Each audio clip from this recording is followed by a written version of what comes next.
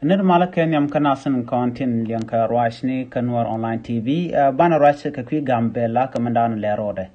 Kan Konowere Rajadana Bala Kwi Gambella, the Jogono Mi Jirame Jidit Ke Janshang and Yamkaji, and Obi Nor Online TV Bijajak,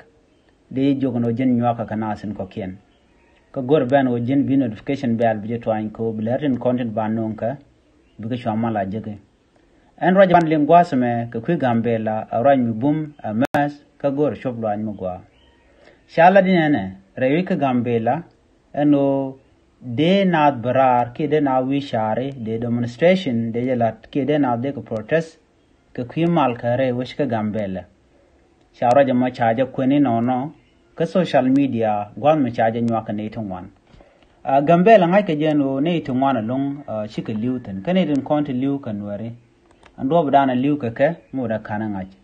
Chalat Beno she Kume she dol Kangwan and Konangwan and Wari, Kagambela University, Kadob Dana Chagorkaja. And Madan Latke Latkaniki Malka again. Mode Telemisha Nangajano Mumutuok. Kanwari, Chanor one Chaganaka Korguasedan, Shuman Kanin Piwiti. And more the book like a Dobadan Nakan Warekaja. I do know if you come and no, then now they could reach our Kodana Charlotte Kaja, go de Unyot, Wajan in Nakamal and 18 Contilan Nuri.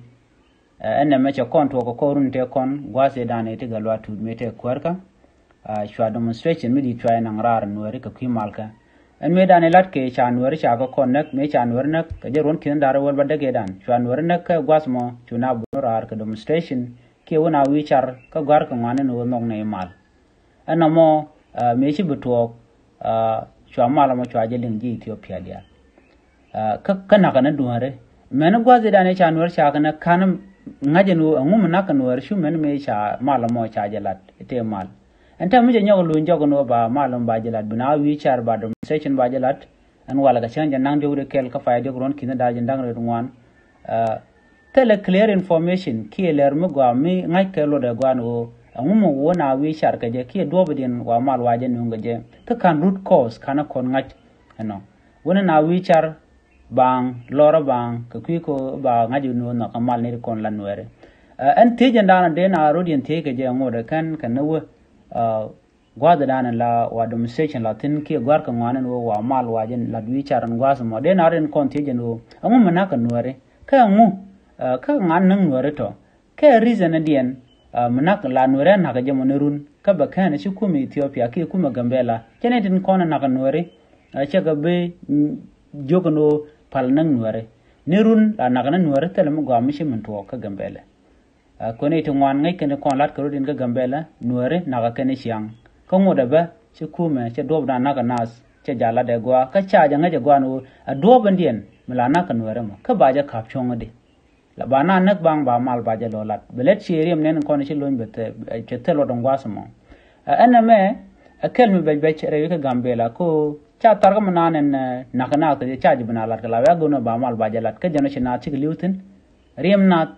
mi cha ji wo pingor do mo kwa me ba roja dan le ro daga ja ba je guje gwa de ja kap chonga di ko ci ro da bunyo gurun me ba do la da wala ka ba to gurun ngum la use de tele je use ana me lermu chala no de jigambal tilan wore de ko wichar no wale